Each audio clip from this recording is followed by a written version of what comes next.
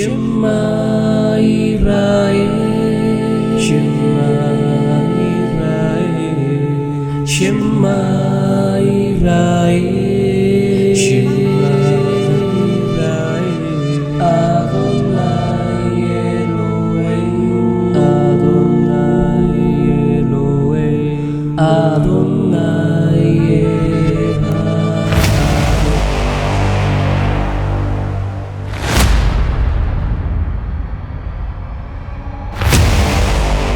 Bienvenidos a Orígenes de nuestra alma, donde la historia y la arqueología bíblica se encuentran para resolver paradigmas milenarios, históricos y culturales. Hoy nos encontramos en jueves especial, aquí en Orígenes de nuestra alma, con el licenciado en teología Carlos Andrés Hernández Valencia, de la ciudad de Pereira, Colombia. Hoy tenemos un tema, como siempre es la costumbre, un tema demasiado importante, ¿sí? Hoy vamos a hablar sobre la Torá, los latidos del corazón de Dios. En otras palabras, el palpitar divino versus la creación, el palpitar de la creación. Entonces, aquí tengo una Torá, ¿sí? De las que yo vendo acá en la librería. Entonces, la Torá no es simplemente un libro de leyes o relatos antiguos. Cuando yo hablo de Torá, ¿sí? Estoy hablando de los 5 primeros libros de la Biblia en el idioma original, ¿sí? Entonces, la Torá no es solamente los 5 primeros libros de la Biblia, ¿sí? Sino que es también el corazón mismo de Dios entregado a la humanidad, en especial a Israel, que fue que se entregó la Torá en el monte del Sinaí cuando Moisés sube al monte de la contemplación, al monte de Dios, cuando el Señor le entrega las tablas de la ley y también le entrega la Torá escrita, y según los comentarios rabínicos y según la historia también le entrega la Torá oral, que son los comentarios, las interpretaciones de cómo era que se iba a interpretar la Torá escrita. Entonces, los rabinos afirman que la Torá fue creada antes que el mundo y que Dios la consultó como un arquitecto consulta los planos antes de edificar. De ahí entonces que se diga que el universo fue creado por letras o con estas letras del contexto hebreo o del idioma hebreo. Ahorita les voy a mostrar algo, ¿sí? Porque cada una de las 22 letras hebreas, aquí las tenemos, ¿sí? Para que ustedes las puedan observar. Aquí está, ¿cierto? El alefato en hebreo, ¿sí? Inicia de derecha a izquierda, de acá. Para este lugar está la Aleph, la Bet, la Gimel, el Dalef, ¿sí? Pueden observar ustedes ahí, ¿sí? Ok. Y más abajo están los Nikudot, que son las vocales. En este lugar, las vocales que fueron creadas en el año 700 después de Cristo, ¿sí? Pero sobre eso ya hemos hablado cuando hablamos de los targúmenes. Vamos a continuar entonces con el tema de la Torá. Entonces, de ahí que se diga que el universo fue creado con estas letras, se cree. Aunque el hebreo también contiene un hebreo paleolítico, mucho más antiguo, que era más bien jeroglíficos, y cada letra representaba algo, como una casa, como un camello, como una cabeza. Entonces, porque cada una de estas 22 consonantes, letras hebreas, los rabinos dicen que son la piedra viva con el cual Dios fue tallando el cosmos, el universo. en uno de los libros más importantes del judaísmo. Se llama el Sefer, del libro Yetzirah, texto antiguo de la mística judía. Describe estas letras, las que acabamos de mostrar, como fuerzas de juego que se entrelazan para producir todo lo que existe. Cada letra de esas letras que acabamos de ver es un latido del corazón divino, y al unirse en estas letras forman palabras que son a la vez sonidos, ideas o realidades concretas. Entonces, el relato del Génesis abre un horizonte fascinante, ¿sí? El primer versículo dice: Bereshit bara Elohim et hashamayim ve'et haaretz. En el principio creó Dios los cielos y la tierra. Por favor, colabórenme ahí. Tiene exactamente 7 palabras y 22 letras en hebreo. Los sabios ven este detalle con tremendo misterio.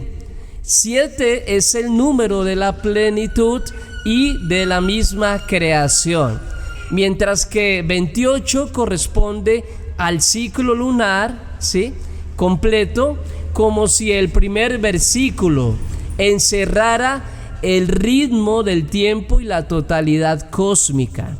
Cada palabra es considerada un pilar y juntas, en este primer versículo, sostienen la obra entera de la creación.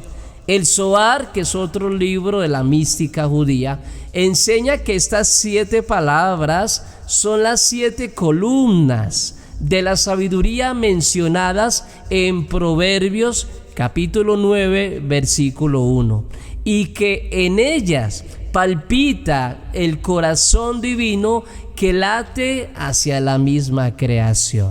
Entonces, a lo largo del Génesis, ahí en el capítulo 1, se repiten 10 veces la misma fórmula: Vayomer Elohim, y dijo Dios, ¿sí?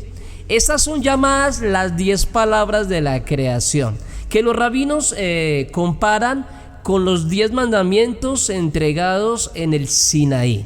Así como 10 dichos, Dios creó el universo, con 10 mandamientos lo sostiene, ¿cierto? Aquí aparece un concepto clave en el hebreo: el davar, la palabra de Dios, que significa tanto como palabra, como hecho o realidad. Cuando Dios habla, cuando Dios comenzó a crear en el principio, Vayomer Elohim, y dijo Dios, ¿sí?, significa tanto palabra como hecho y realidad, el verbo. Cuando Dios habla, su palabra no es un sonido vacío, sino es una energía creadora que se materializa. Lo que pronuncia se convierte en existencia. La voz de Dios, la voz creadora. Este mismo principio inspira el Evangelio de Juan cuando declara ahí en el capítulo 1, versículo 1: en el principio era el Logos, y el Logos era con Dios, y el Logos era Dios. El Logos en griego, ¿cierto?, contiene una clave hebrea también que corresponde al davar. Es la misma palabra pero en hebreo. El Logos en hebreo es el davar, la palabra que es el corazón de Dios manifestado.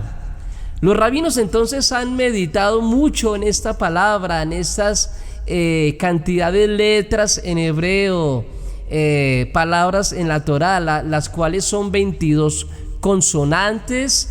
Se afirma que el texto completo, la Torá completa, contiene 304.805 letras y 79.847 palabras, distribuidas en 5.845 versículos. Para el judaísmo, mis amados, si falta una sola letra en un rollo de la Torá, ese rollo es considerado inválido.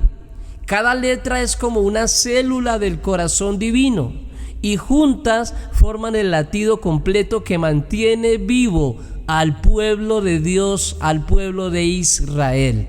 Por eso la Torá debe escribirse sobre pergamino de piel de animal puro, ¿sí? No cualquier animal, un animal kosher, nunca sobre un papel común. La piel, que alguna vez tuvo sangre y vida del animal, simboliza que la palabra se encarna en lo viviente. La tinta negra sobre el fondo blanco representa la unión del cielo y la tierra. Lo visible escrito sobre el silencio inmaculado del Eterno. En las sinagogas, la Torá suele estar adornada con coronas en plata y de oro. Estas coronas tienen un nombre, Keter, ¿sí? Representan la realeza divina y recuerdan que el corazón de Dios está revestido de gloria. Cuando los fieles besan la Torá al acercarse a ella en la sinagoga, no besan un objeto cualquiera, sino el corazón del esposo que entrega lo más íntimo de sí a su esposa, Israel. En el Sinaí, la entrega de la Torá, recordando este suceso, mis amados, fue entendido como una boda, ¿sí? Dios dio su corazón escrito a su amada. Esta imagen nupcial atraviesa toda la tradición rabínica y revela la intimidad de la relación entre el Creador y la criatura. El Salmo 119 es el más extenso de todos. Es un himno a la Torá y está estructurado según las 22 letras del alfabeto hebreo, que cambia en cada sección. Cada 8 versículos cambia de consonante hebreo en el orden literal como se escribió. Eso es aterrador. Entonces, cuando vamos a mirar el Salmo 119, se compone en 22 divisiones. Cada división tiene 8 versículos que representan las 22 consonantes de las letras en hebreo, del alefato. Contiene 176 versículos en total.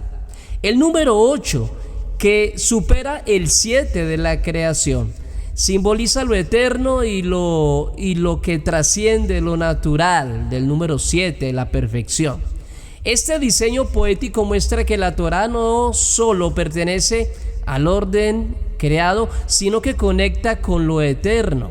Muchos cabalistas afirman que este salmo contiene códigos ocultos de la creación. Cada letra abre un portal espiritual que refleja su papel en el cosmos. Quien ora con este salmo, de alguna manera, se sintoniza con los latidos mismos del corazón divino. El simbolismo de las letras se amplía al considerar sus valores numéricos en la gematría, o sea que cada palabra en hebreo representa un número. Si ustedes pueden observar ahí, mis amados, ¿cierto? La Aleph representa el 1, aquí está la Bet, el número 2, la Bet, el número, también el 2, sino que hay diferente forma de escribir el Gimel, número 3, Dalef 4, Hei 5, Bab 6, Zain 7, Yet 8, Tet 9, el Kaf, el número 20, el Samach o Sameach, el número 60, la Nun, el 50, la Sadik, el 90, el Shin, la numerología, la gematría 300, y el Tab, que es la última letra en hebreo, el número 400.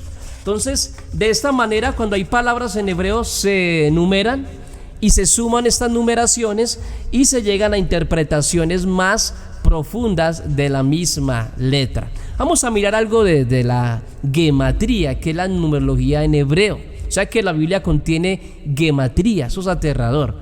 Cada letra posee un número y en sentido profundo. Así, Aleph representa la unidad y el aliento divino. El Bet representa la casa que abre la creación. El Gimel, la Gimel, el movimiento y la generosidad. El Dalef, la puerta hacia lo infinito. Hasta llegar a Tab, que es la última, ¿cierto? Simboliza el sello final del pacto eterno. Las letras no son simples signos en el hebreo, sino vibraciones, frecuencias de luz y sonido combinadas que producen realidades. Por eso la Torá entera puede leerse como un código cósmico donde cada palabra es una partitura de música celestial y cada frase un latido del corazón de Dios. Esto es bonito y esto es hermoso. Esta concepción entonces también aplica porque la Torá no fue entregada en otro idioma sino en hebreo. El hebreo entonces es considerado el lenguaje de la creación, el alfabeto en el que Dios habló al mundo la existencia. Cada letra hebrea es vista como una chispa que contiene luz espiritual y el poder creador. Por esto, para la tradición judía, la revelación no pudo darse en griego, hablando del Antiguo Testamento, ni en latín o arameo, aunque contiene algo de arameo también, sino únicamente en el lenguaje original del corazón divino. El hebreo es el pulso que conecta la creación con el creador, y por eso la Torá es la expresión más íntima del Lev en hebreo, del corazón de Dios. De este modo entonces la Torá no es solo un texto, sino un misterio vivo, es corazón, es pacto, es matrimonio espiritual y es el plano cósmico de Dios. Cada beso dado a un rollo de la Torá es un beso dado al corazón del Eterno. Cada versículo pronunciado en un eco de latido que sostuvo el universo en su inicio, y cada letra con su forma, su número, su energía, es una chispa de ese corazón divino que se entregó en palabras para guiar a su pueblo y sostener toda la creación. ¿Qué dicen los padres de la iglesia? ¿Qué dice la patrística sobre este tema? ¿Será que ellos escribieron sobre esta particularidad del hebreo? Vamos a mirar entonces algo de ellos. También ellos percibieron, los padres de la iglesia, del primer y segundo y tercer siglo, percibieron la Torá como algo más que un texto legal. Para ellos era la revelación del corazón de Dios, aunque velada en símbolos que solo se iluminan plenamente con Cristo. Justino de Mártir en el siglo II, en su diálogo con Trifón, insistía en que la ley mosaica había sido un preámbulo que preparaba al pueblo para recibir la plenitud en el Verbo, en la encarnación del Verbo. Veía en cada mandamiento una semilla de sabiduría divina, comparable a los latidos del corazón de Dios, que aguardaban el momento de la encarnación en Cristo. Orígenes de Alejandría en el siglo III profundizó aún más. En su homilía sobre el Génesis decía que las letras de la escritura no eran casuales, sino piedras vivas que esconden misterios espirituales. Él sostenía que cada palabra hebrea contenía varios niveles de sentido, de interpretación. Él decía que había un sentido literal de la escritura, que también había un sentido moral y que había un sentido espiritual, y siendo este último el acceso al corazón de Dios, la interpretación espiritual de la Biblia. Orígenes conectaba estas multicapas de lectura en el logos, en el verbo. El mismo verbo que creó el cosmos en Génesis capítulo 1 es el que encarna en Jesús. Para él, estudiar las letras de la Torá era escuchar los latidos de Cristo antes de su nacimiento en Belén, Efrata. Agustín de Hipona en el siglo IV, el tercero cuarto, en su obra La ciudad de Dios, explicó que la ley entregada en el Sinaí no era un fin en sí misma, sino la manifestación de la justicia y del amor de Dios. Él veía en el Salmo 119 que estaba demasiadamente estructurado en las 22 letras hebreas que contenían un espejo del alma ordenada por Dios, como si cada letra fuera una virtud o una etapa del mismo camino espiritual. Para Agustín de Hipona, la Torá revelaba el corazón divino, pero solo en Jesús, el Verbo encarnado. Ese corazón se mostraba abierto y palpitante para toda la humanidad. Incluso Jerónimo, el traductor de la Vulgata latina en el siglo IV, él defendía el hebreo como la lengua original del corazón de Dios. En sus cartas exhortaba a los cristianos a aprender el hebreo para poder beber de la fuente y no del arroyo. En su visión, el hebreo no era solamente un simple idioma, sino la vibración primera del corazón divino de la creación, la música del Verbo eterno que se hizo carne. Entonces, de esta manera, tanto los rabinos como los padres de la iglesia coinciden en algo bastante profundo. La Torá es el latido del corazón de Dios, ya sea vista como plano cósmico de la creación o como preparación para la encarnación del Verbo. En la tradición judía, cada letra era chispa de luz que edificaba el universo. En la patrística, cada letra es la sombra que apunta hacia Cristo. Y así, al besar la Torá, ¿sí?, o al meditar en las Escrituras, lo que se toca y se escucha no son solo palabras antiguas, sino el corazón eterno de Dios, que se revela y late en el centro de la historia. Cuando pensamos en Jesús, entonces, mis amados, y en el corazón de Jesús, no hablamos de un símbolo poético, sino de la manifestación real del amor divino hecho humano. El Evangelio nos muestra varias veces, el Evangelio de Juan, escenas donde el corazón de Jesús se abre como una ventana al corazón eterno de Dios. Una de las más conmovedoras es en Juan capítulo 11, versículo 35, donde antes la tumba de su amigo, cuando él visita la tumba de Lázaro, simplemente dice: Jesús lloró. Así dice el texto. El texto griego, ahí en ese contexto, indica un llanto silencioso, contenido, un desbordamiento íntimo del corazón de Jesús. No fue un gesto teatral, fue el mismo Dios compartiendo la vulnerabilidad humana de la pérdida. En la tradición judía, los rabinos afirman que cuando el justo derrama lágrimas por otro justo, esas lágrimas suben directamente al trono de Dios. En Jesús este principio se cumple de manera perfecta.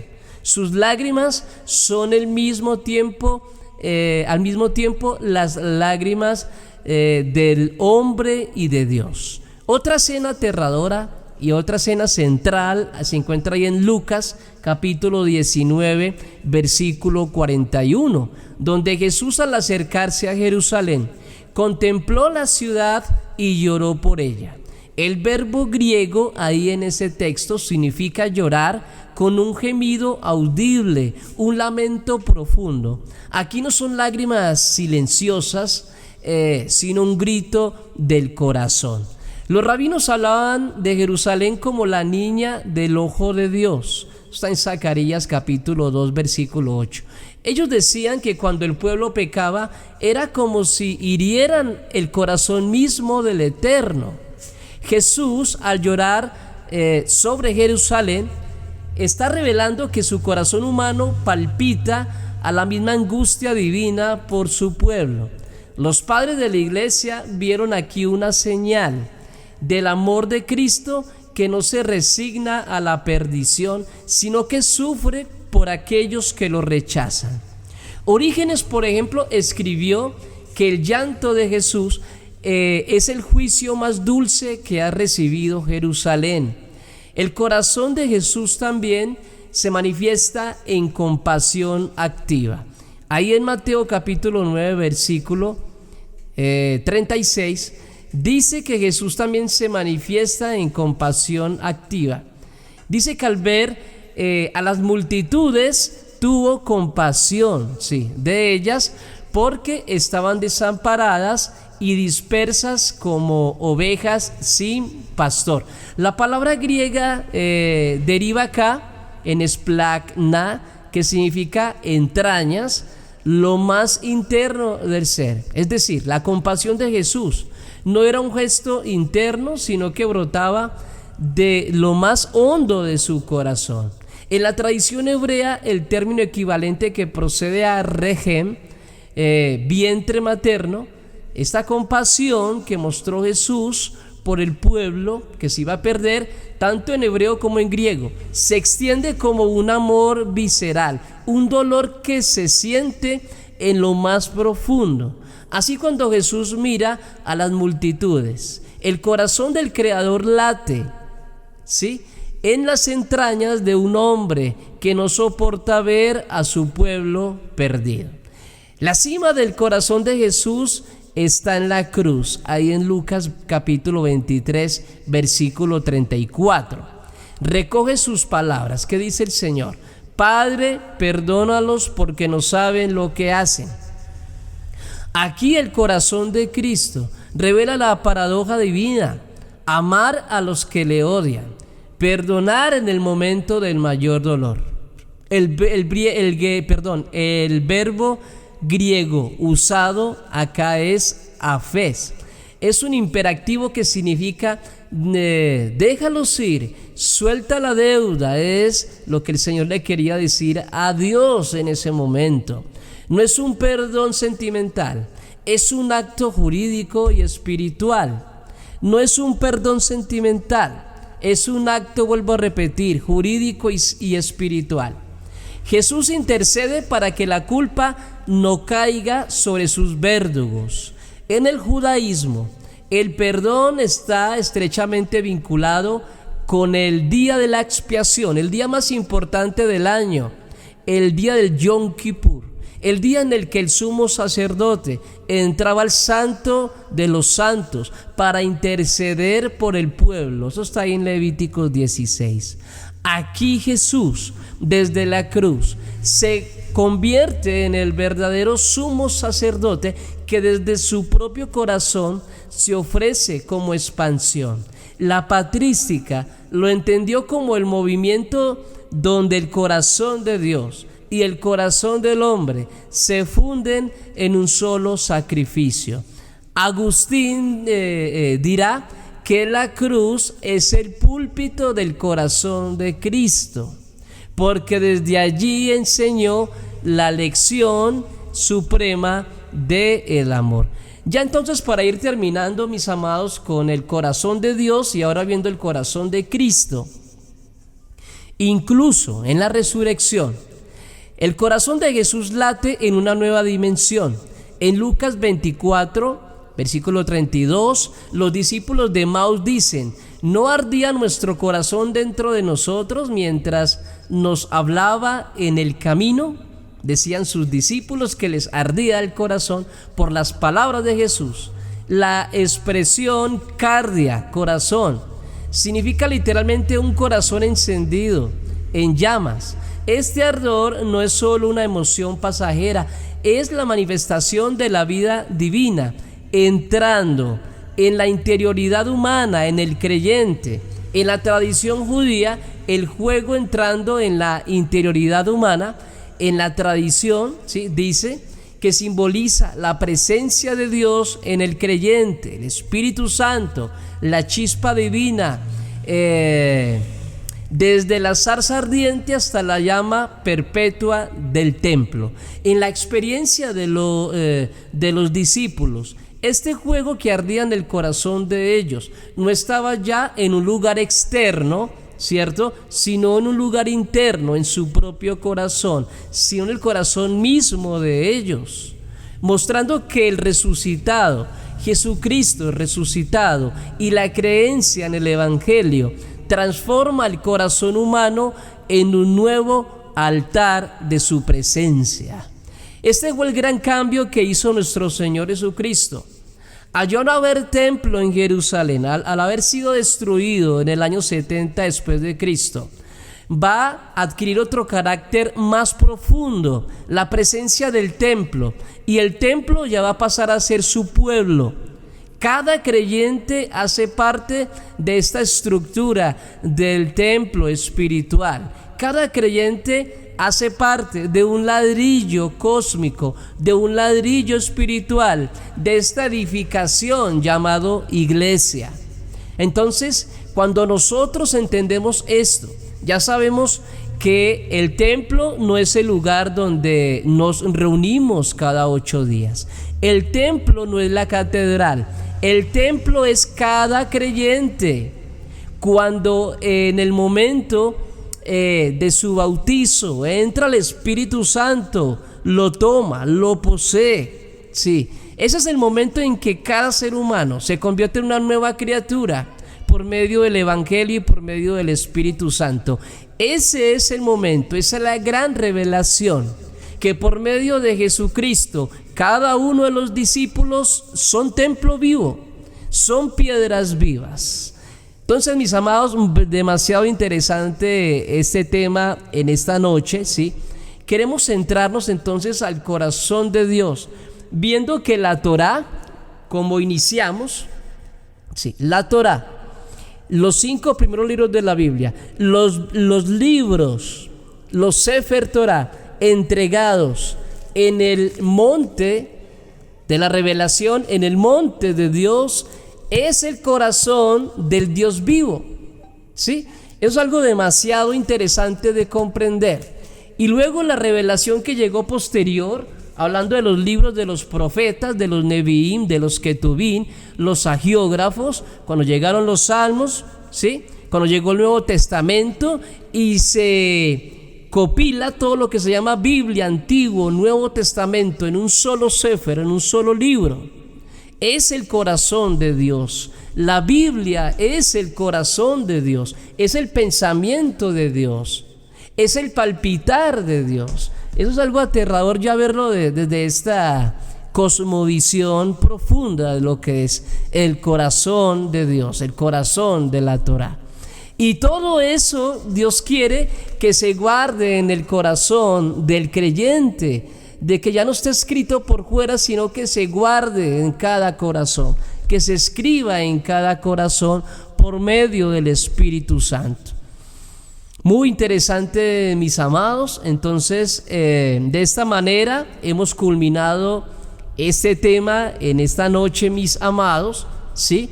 Esperamos que sigan ustedes ahí atentos todos los jueves, pensando en los latidos del corazón de Dios, el palpitar divino y el palpitar de la creación y el palpitar del creyente, que todo está unísono, en una armonía, en un cántico, cuando el creyente le da cabida al Espíritu Santo en el corazón.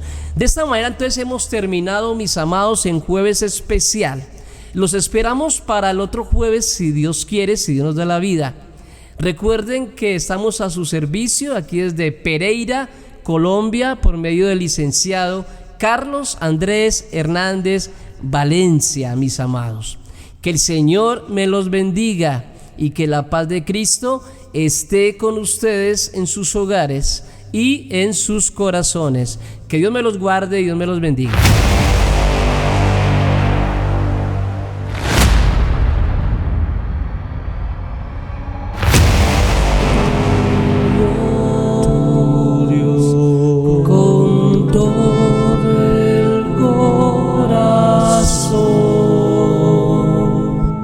Con toda